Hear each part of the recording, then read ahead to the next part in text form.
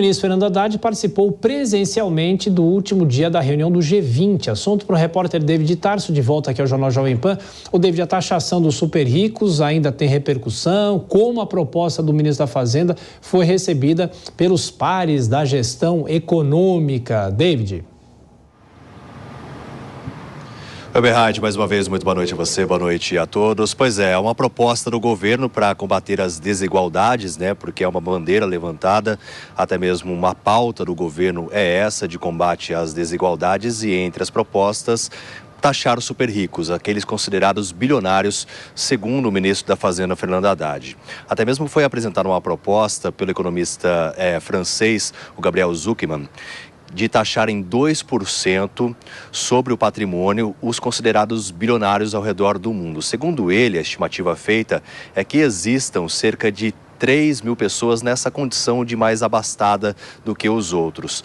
E caso essa taxação ocorresse ao redor do mundo, seria possível gerar uma arrecadação algo em torno de 250 bilhões de dólares, mas ainda não houve um consenso sobre qual proposta será formalizada. O ministro da Fazenda falou mais detalhes durante a entrevista coletiva sobre essa questão de taxar os super ricos, que a gente acompanha a partir de agora.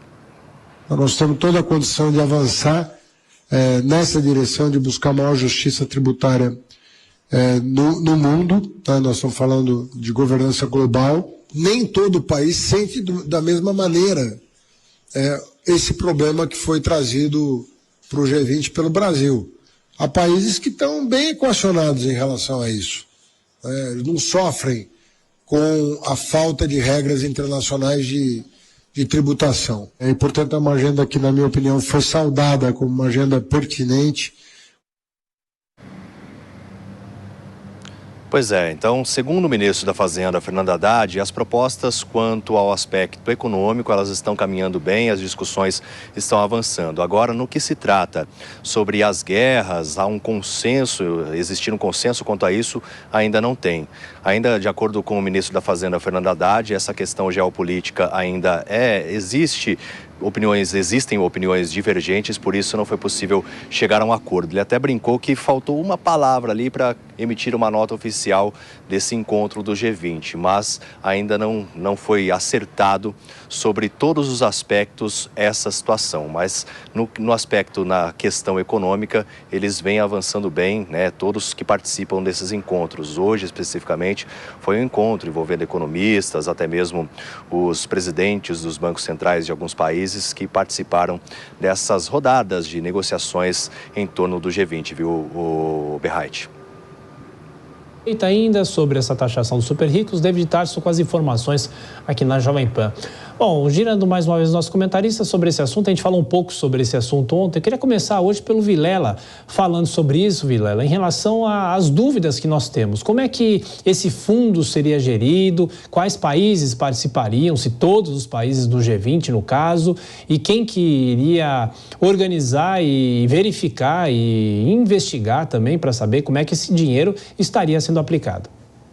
Essas são algumas das perguntas que todos gostariam de saber. Até porque o que nós temos hoje são propostas, projetos, ideias, mas sem uma aplicabilidade prática, concreta de como isso se daria. E aí você vê que numa reunião como essa, o Brasil lança essa proposta, mas ao final não foi o tema central dessa reunião e dessa discussão. No dia de hoje, por exemplo, a questão de se na nota conjunta se trataria acerca da guerra da Ucrânia ou não, como isso seria feito, acabou tomando muito mais peso durante a reunião do que essa proposta brasileira. No final, nós vemos que cada país acaba fazendo suas propostas, levando suas ideias, defendendo para o seu público interno. Agora, conseguir consenso para aprovar alguma coisa é cada vez mais difícil.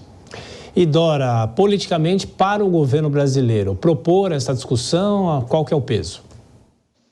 Olha, é sempre bom levantar a bola, o G20 é para isso, o G20 não tem o poder de fazer resoluções que sejam cumpridas, que tenham obrigatoriedade de cumprimento, não é para isso que serve o G20. O G20 é exatamente um indutor de discussões, onde os países colocam as suas posições. Então, quando o Brasil lança lançou uma proposta, lançou uma discussão. E como o ministro bem disse, é difícil chegar a um consenso sobre ela, mundial, porque cada país tem a sua circunstância específica, mas de qualquer maneira há países que podem se interessar por ela. Daí a importância de se levantar essa bola. O G20 é para isso. E quanto à questão da guerra, também o próprio ministro, nessa entrevista coletiva, ele tinha dito, olha, a nossa reunião aqui é de economia, não é geopolítica. A questão de guerra, a questão geopolítica foi na outra semana, quando os chanceleres se reuniram. Então, assim, o saldo vai sair um comunicado ainda do Ministério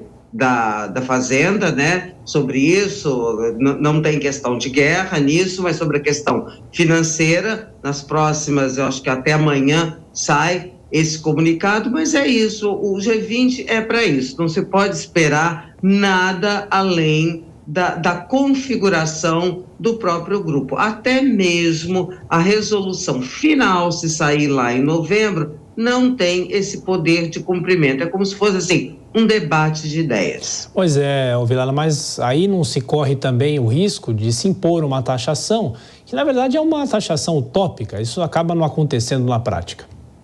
Exatamente. Eu vejo, por exemplo, a questão da taxa Tobin, que foi muito discutida ao longo de diversos anos, mas que nunca saiu do papel. Por quê? Porque nós temos diversos países do globo, países fortes economicamente, que têm uma estrutura financeira muito organizada. Para esses países, não existe talvez lógica, não existe interesse em eventualmente fazer com que uma parte dos abastados do mundo que tem contas e que tem domicílio fiscal nesses países acabem sendo taxados e acabem deixando de transitar esses recursos nas suas fronteiras. Então, é um tema muito difícil. Vale levantar, vale discutir, mas a aprovação aí que são outras.